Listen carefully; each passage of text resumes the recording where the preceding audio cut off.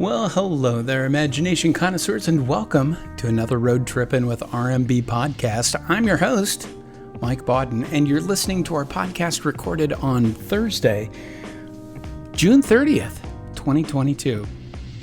You know, every day, Rob Burnett and I chat about work, about politics, about pop culture, about entertainment, all of the things that imagination connoisseurs like to talk about, and especially about genre entertainment. You know, things like science fiction, fantasy, horror, history, westerns, all that kind of stuff, classic cinema, lots of good times.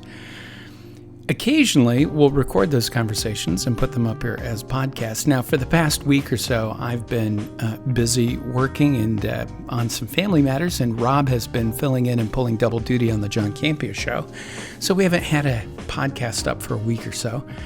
But today's podcast is, well, it's something special, and I think you're going to enjoy it. Before we get into today's podcast, I do want to apologize for about the first 10 minutes of audio. When I record these, I am in my office at my house, and for the last 9 months, we've had people working on our roof, and for some reason today, of all days, they decided to really go to town for about 10 minutes on my roof while I was trying to talk to Rob. Now, keep in mind, we have a very limited amount of time to record these podcasts, so I can't tell Rob I'll call him back in a half hour because then he's at the Campea studios and I'm out of time. So we persevered and pushed through. There are probably 4 or 5 breaks here where you're going to hear hammering in the background. That is not me slamming my head on the table or laughing uproariously. In fact, I'm grimacing the whole time it's going on. I apologize for the sound. If you need to skip forward to about 10 or 12 minutes into the podcast to go ahead and miss that audio, I certainly understand, but I just want to make sure that you are warned prior to listening to the podcast. Now, we all know how Rob feels about the new Star Trek iterations that are out there, whether it's Star Trek Discovery, Star Trek Strange New Worlds, Lower Decks, Prodigy, or any of the J.J. Abrams movies. And Rob has, well, let's say for the past 2 years, Rob has had a special place in his heart for Star Trek Picard. And it's admittedly not the best place in the world for a show like Star Trek Picard to occupy. That's about to change, though, apparently. And we talked about it today as part of a larger conversation about Star Trek and about what the future might hold for going to movies. So enjoy today's road trip with R&B. It's a wild one, and it's fun, and it starts with a phone call. Hey, good morning, Mike. Well, good morning, Rob. How are you? I'm not good, Mike. Uh-oh. That's never a good sign. You're the most cheerful, happy-go-lucky person I know. You know, what could possibly put you in a foul mood this morning? One guess, Mike. Oh, does it rhyme with Star Trek Strange New Worlds? Yeah, it does. It doesn't even rhyme with that. It's exactly that. The 9th episode of Strange New Worlds dropped, Mike, and let me just say, I couldn't hate this episode more. Oh, no. Yeah.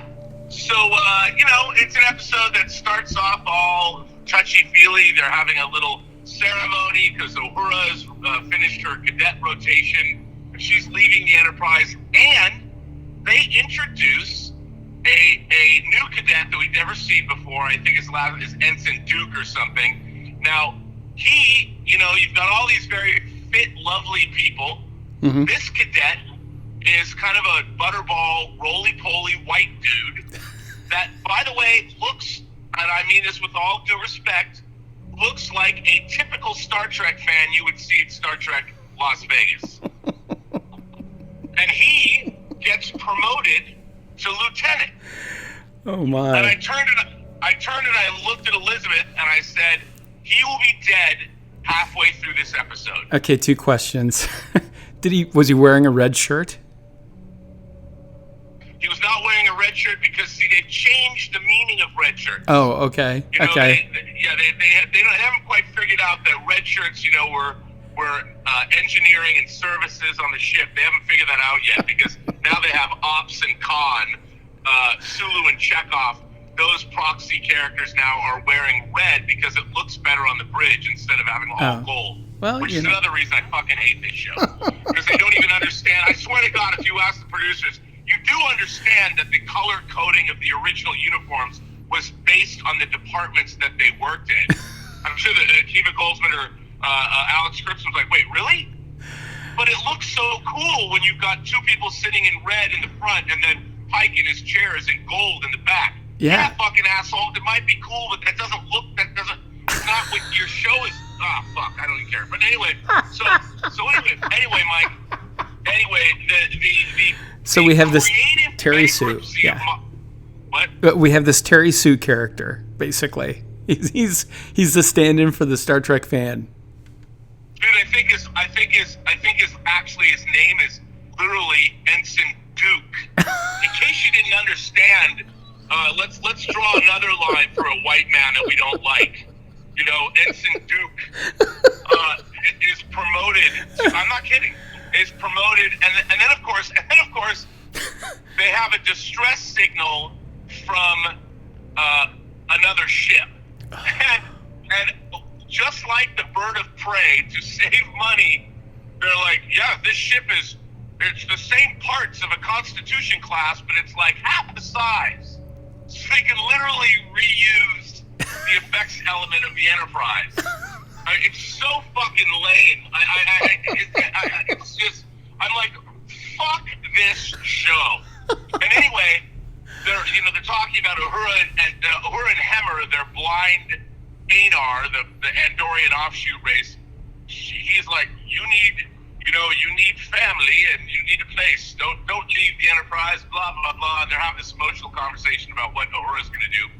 And they beam down to this planet. They go the distress call, and the entire crew has been slaughtered. Mike has been slaughtered by chest-bursting young Gorn hatchlings. So the entire colony on LV-426. Oh, wait a minute. The entire crew of this ship has been wiped out, except Newt. They find a little girl. Wait, Newt? I mean, she's not Newt. Oh, okay. She is Newt. I mean, dude.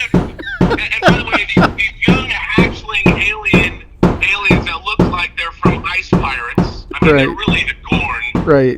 I mean, it's, and of course they see in Predator vision.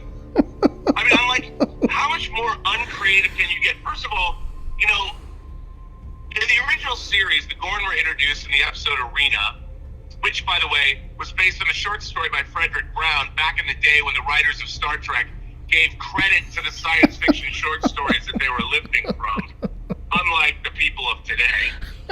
And they were an intelligent spacefaring race that ended up attacking the Cestus 3 outpost because they may or may not have been, Federation has been encroaching on their space. But now the Gorn have been turned into the ubiquitous, all-powerful Star Trek supervillain alien. Oh, my. No dignity, nothing. They're just horrible scourges to be destroyed that eat human beings in their birthing chambers, and now they're young through a liquid infect you, and then their eggs grow inside you, and they burst out of your bodies. Huh. I mean, they've turned the Gorn needlessly into these ubiquitous supervillains. And I'm like, why would you do that? Right. I mean, that is the most anti-Trek shit ever. I mean, honestly, it's fucking racist against the Gorn. Gorn lives matter, Mike. No Gorns, no peace. Well, so in this voyage to the planet of 80s horror sci-fi, what else happened? Well, in the middle of all this, they realize that there's some contagion on the ship. They don't really do much to lock it down. They're all walking, and then Hemmer and Uhura, still in the middle of all this death and destruction, start talking about whether Uhura should really leave the Enterprise or not. They have these emotional. You know what this show does?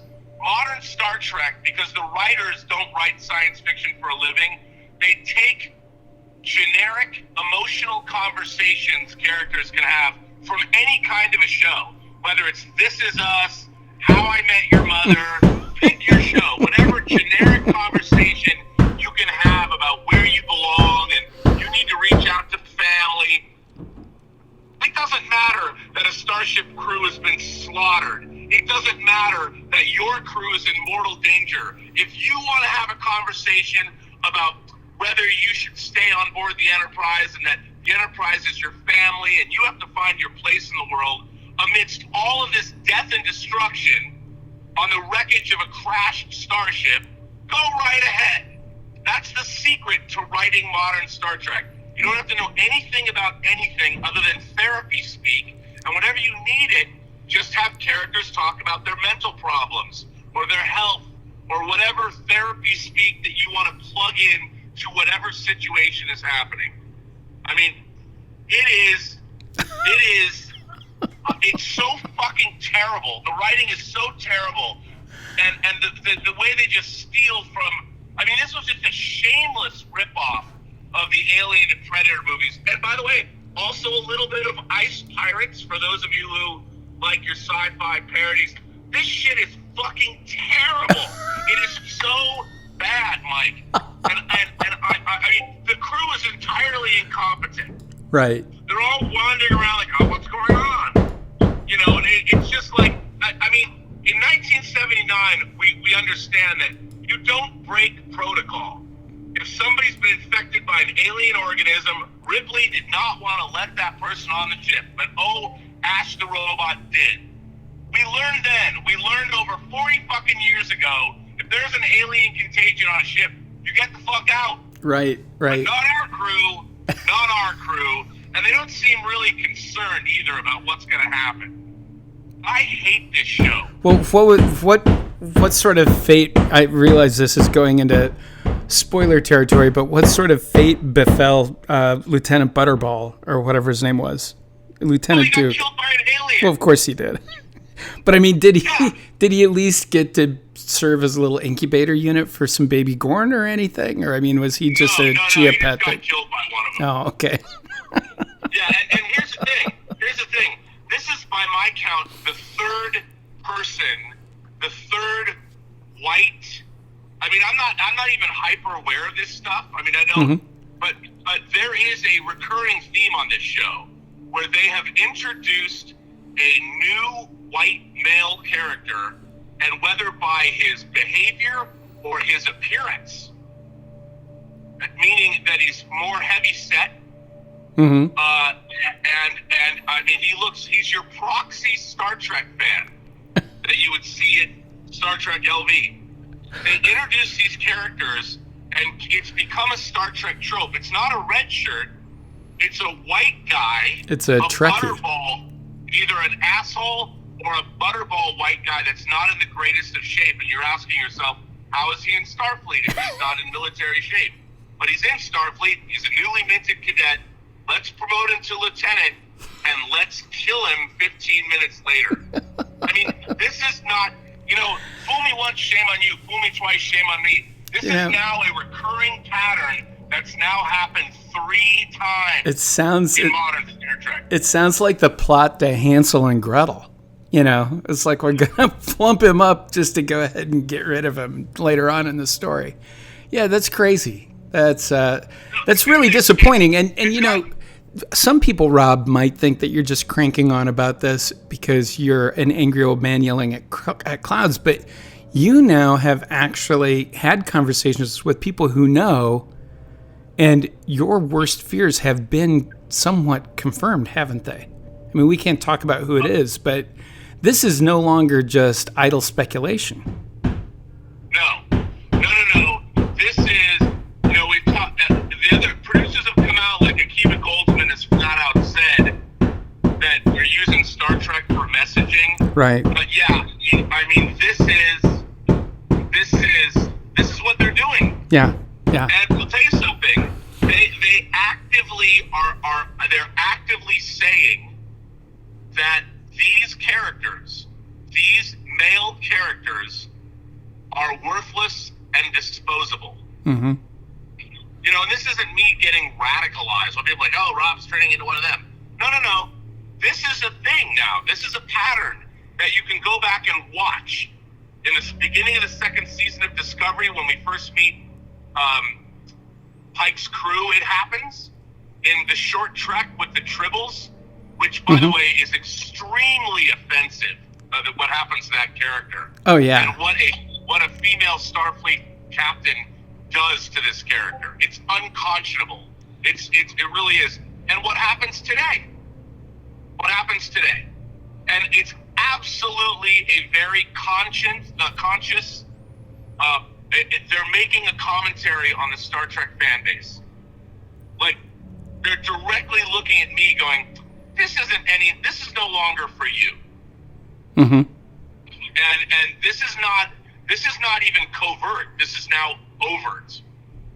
And yes, I've had all of my fears confirmed. It is absolutely something that is very real. And I'll tell you, Mike, I can't say how or why, but let's just say I have a holistic understanding of Star Trek Picard Season 3. Right. A show that I have been highly critical of. A show that I could dare say, Mike, I have actively hated. Right. Well, it might surprise you and anyone who's listening to know that the third season of Picard is outstanding. What?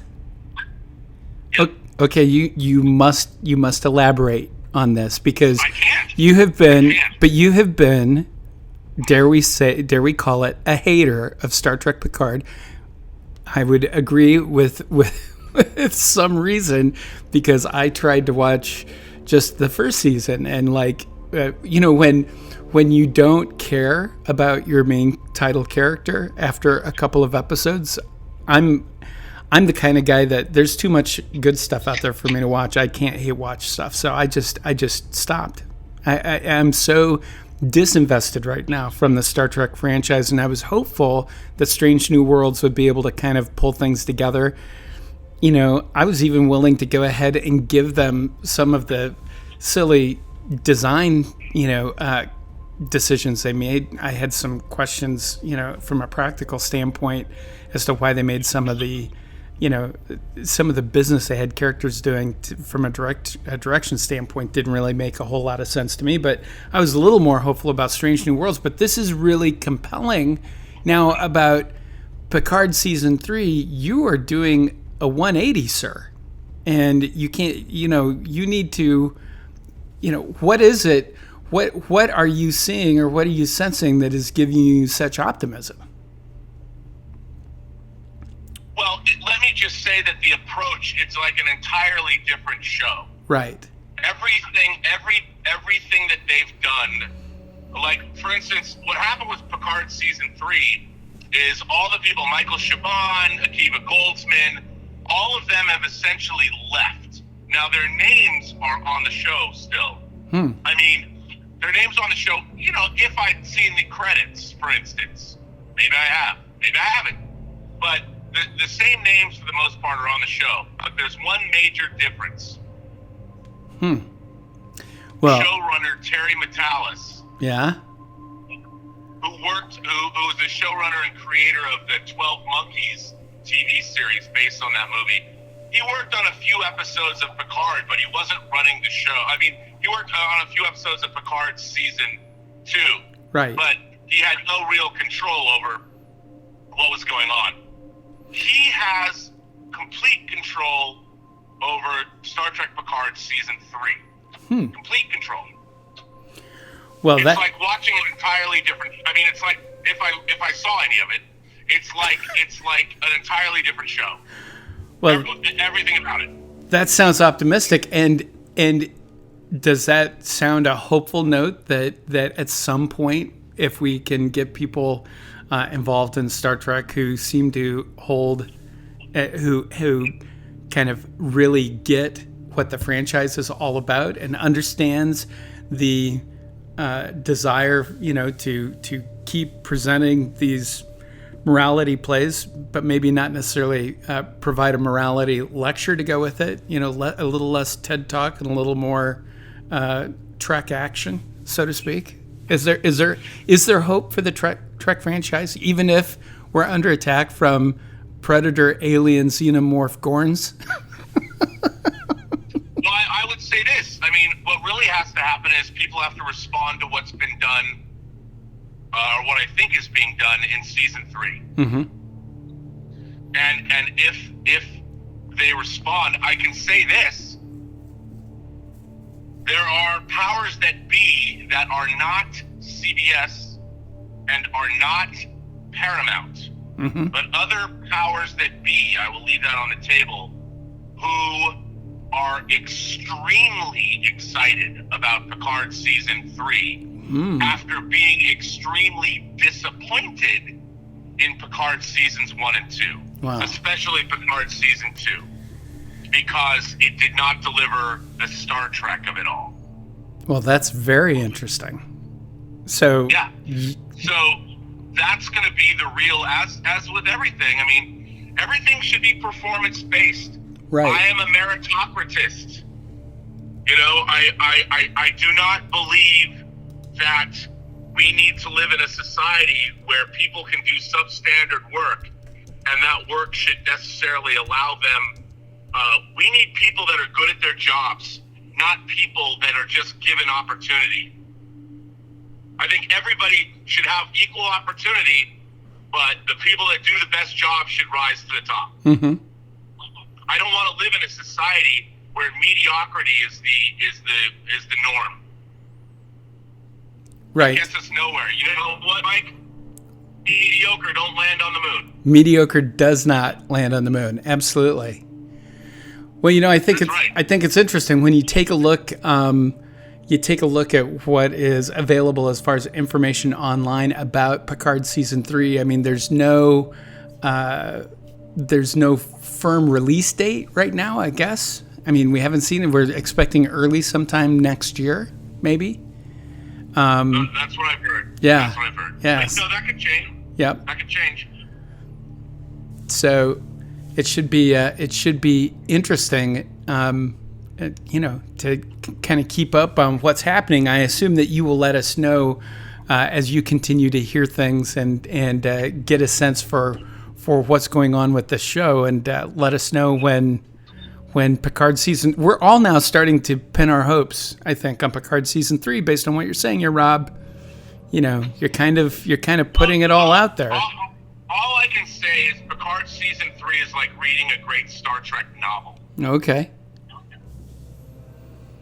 And for a long time, if you're a fan of the Next Generation, Deep Space Nine, and Voyager, there's an element of Star Trek season 3, I would say, is kind of like Star Trek Greatest Hits, but remixed into a very compelling, emotionally impactful narrative that is surprising at every turn.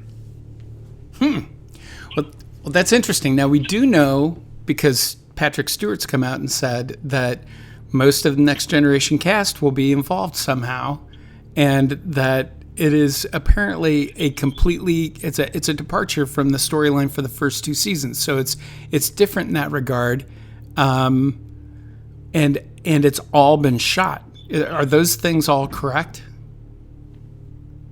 Yep. Okay. Here's how I would describe it. And we now return you to Star Trek Picard, finally in progress.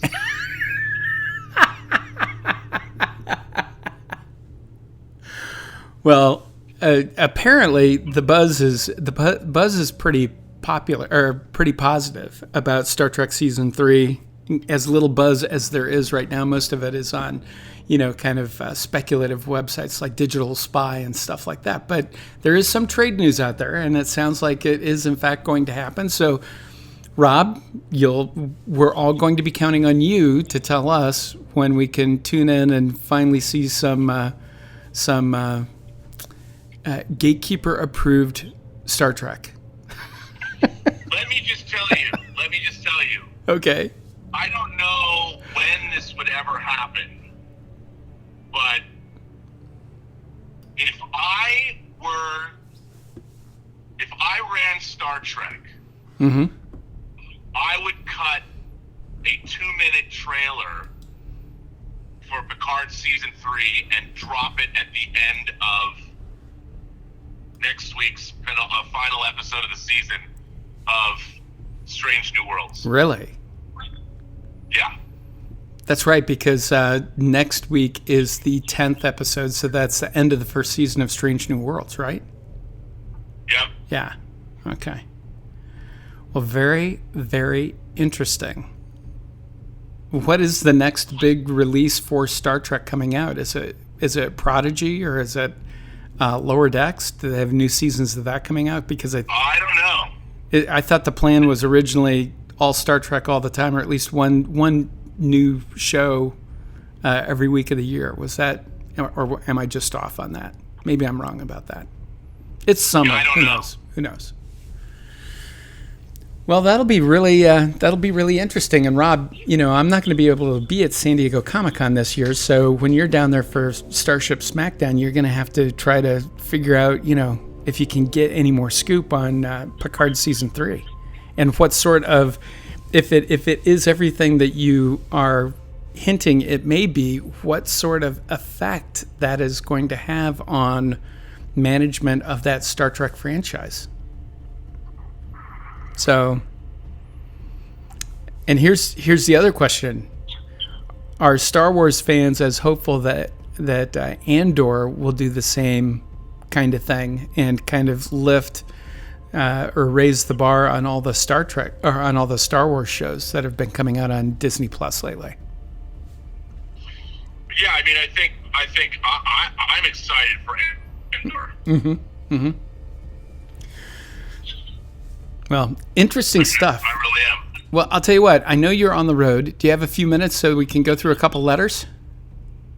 Oh, yeah, sure. Okay, excellent. Yeah, here's the first letter. This is a letter from our friend Omar about the future number of movies people will see in theaters. Hi, Rob and Mike. I remember a topic discussed on the John Campea show a short while ago about the shortage of popcorn, and I saw Lightyear over the weekend, which had me thinking about the future of moviegoing. Considering the rise in prices now with things like gas, food, etc., could this be a catalyst for the future of movies and theaters? As successful as things like The Batman, Doctor Strange 2, and Top Gun Maverick are, I feel down the line, because of increased prices, theater going might decline, as people won't be able to see as many movies in theaters as they wanted due to financial tightness, and have to wait until a number of those movies are on streaming due to it being cheaper. This might also have a negative effect on the box office for a number of movies coming out in theaters before going to streaming, as there might not be as many people seeing them in theaters as planned. Now, granted, I'm not sure if that will actually happen, but that's just something I was thinking about when it came to the future of movies in theaters. Thanks, live long and prosper, Omar. And before we talk about this, I would also like to point out, you kind of touched on this with Dave Parker a little bit this weekend, and you talked about how what's wrong with the calculus that studios are using now when it comes to releasing movies, and why these numbers aren't working out the way that they should be. But I'd be curious to hear what you think, Rob. We've gone off, the summer's gone off with the bang so far, but are we looking at a potential problem here with rising prices and further price increases probably at the box office, and the advent of streaming making getting new content and watching new content that much easier and that much less expensive for the folks who want to see it? What do you think?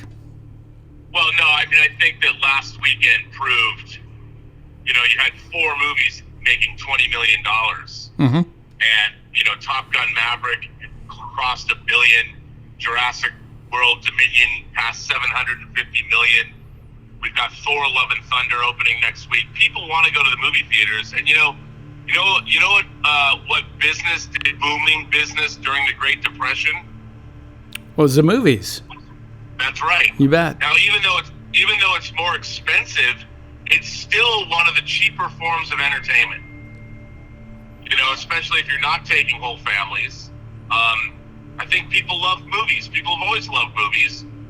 And, you know, when you get things that people want to see, franchise properties that people dig, who would have thought Top Gun Maverick? I mean, even people in my space, I was the one saying, I said, you know what? Top Gun Maverick is going to make $100 million. And even John was like, I don't think so. My friend Cliff Stevenson was sending me statistics about how no Tom Cruise movie ever opened to $100 million. Not even the Mission Impossible movies. And I said, I don't know, dude, this is going to be the first one. Because you could just tell from the trailers and the actual aerial photography, and Tom Cruise is, I mean, he's just a consummate movie star, and he you know, you could tell. And I'm like, it's going to make $100 million opening weekend. It blew past that, and it's his first $1 billion grosser, because the people who made that movie knew exactly what they were making. Right. You know, they knew exactly what they were making, and that's what you want from a franchise property. You want filmmakers that know what they're doing. In the case of modern Star Trek, they don't. And I've had that confirmed to me now by certain people close to the production. That's why what's really interesting, Terry Matalas, who made the excellent 12 Monkeys series, and he was given sort of, that was his vision for that show. He has brought that vision and understanding of Star Trek to Picard season 3. And the proof will be in the pudding, Mike.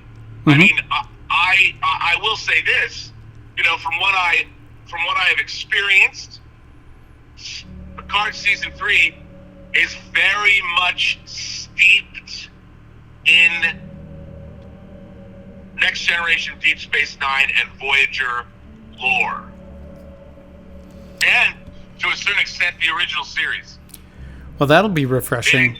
So if you're a fan of those shows, that's where I think that's where the real unknown is. But that's why I said on Twitter that it's what Top Gun Maverick did to Top Gun, how it extrapolated upon a beloved thing from the 80s. Picard season 3 is the Star Trek equivalent of Top Gun Maverick. Wow. The way it treats the characters and the scenarios and everything. Well, that could end up being the reboot or relaunch that franchise needs. But dare we digress from Omar's letter? Let me ask a couple of things about this, because you and I have talked a little bit about this. In fact, for those of you who are listening, Rob and I have a production company. We're working on trying to get some larger projects made that, in fact, would hopefully have some kind of theatrical distribution. I'm and we don't necessarily agree on this, but you know, I look at the movie-going experience right now and say it needs to evolve in a way that it commits either fully to being a theatrical experience that becomes a niche kind of rarer and rarer experiential thing of a higher caliber, higher price, higher overall aesthetic quality, much like a musical or a play or a Broadway show or whatever. And to me, that's limiting and that's problematic.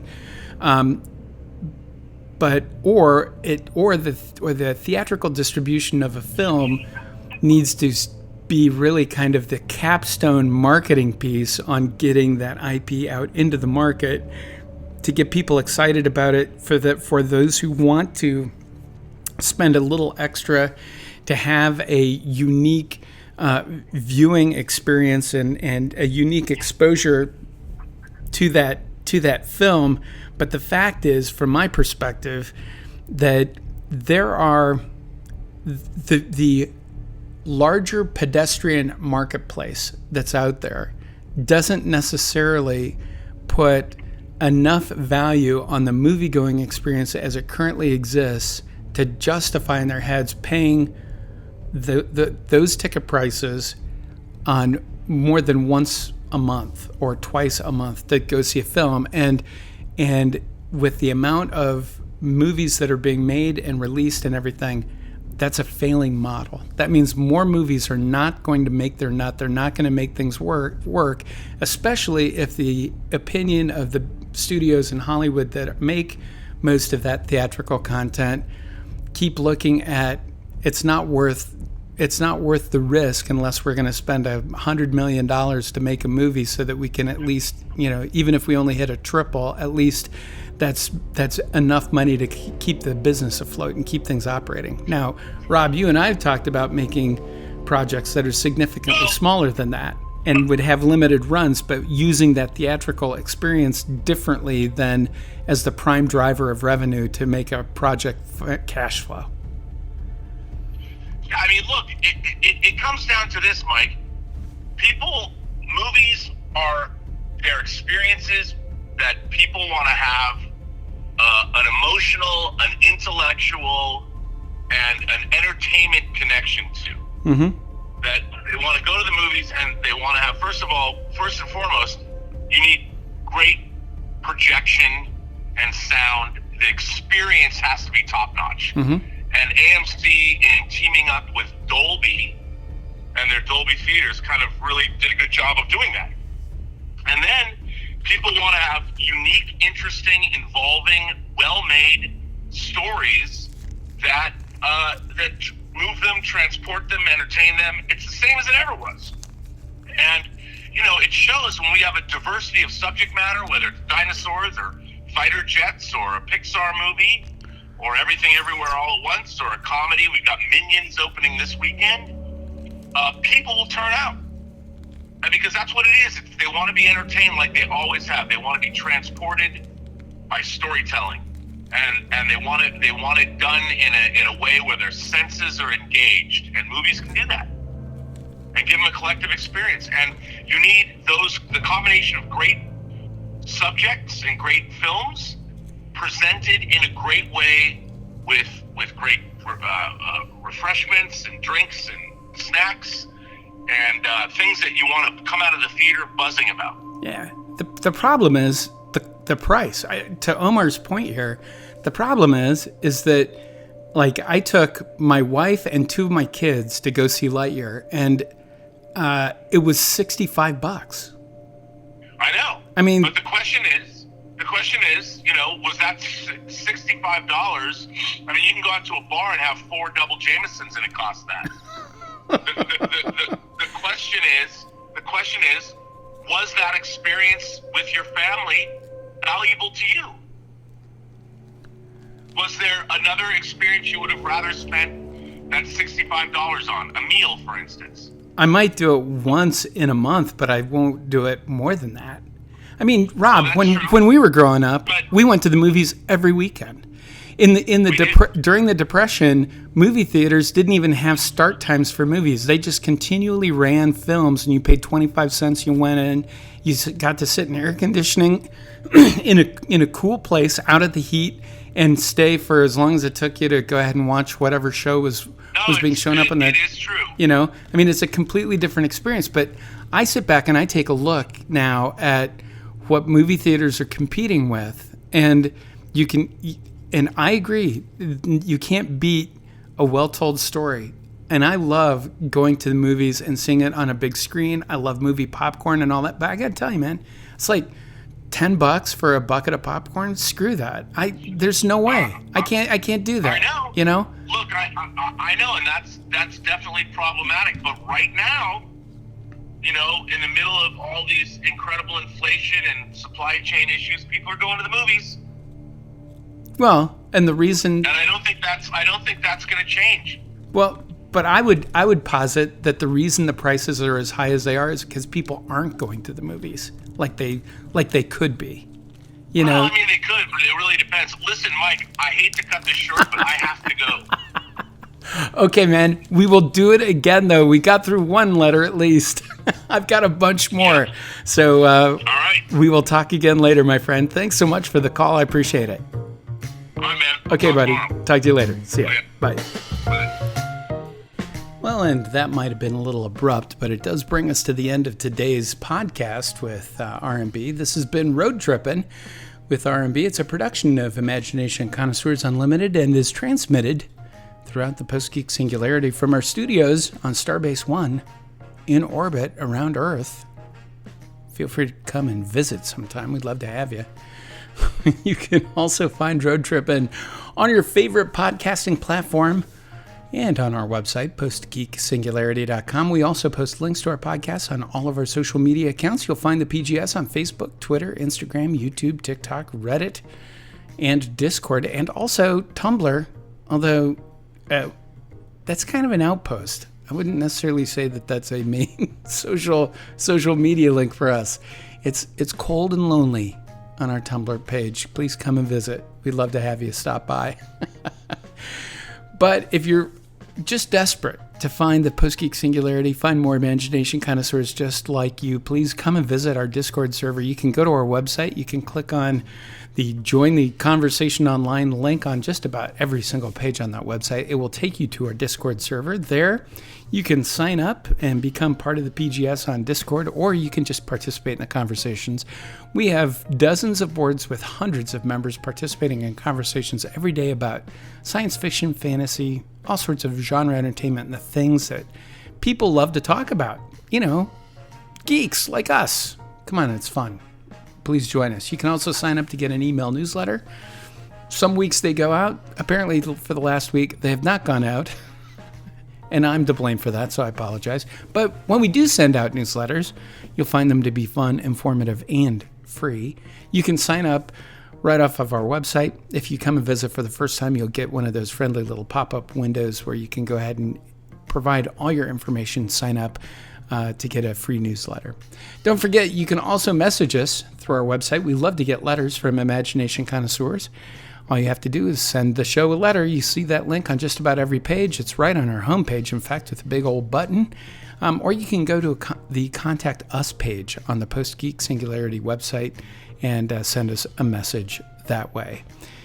You send us a message, I take a look at it, and then I promise Rob and I will talk about it as soon as we do another podcast. We're going to be making some changes to the old Road Trippin' podcast to work on improving the overall sound quality and giving us a little bit more lead time to do a bit more promotion. So look for those changes coming in July. And of course, we're always open to new suggestions. You can leave those on our YouTube page because we are posting these podcasts now as YouTube podcasts as well. Or you can send us a message through the aforementioned message sending procedure. Well, that's enough. I'll tell you what, we've got more stuff coming up tomorrow and maybe dropping something over the weekend. We'll see about that.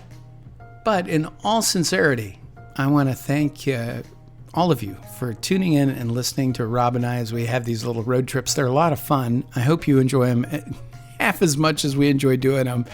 And I'll be talking to you again tomorrow. Take care, everyone. We'll see you. Bye.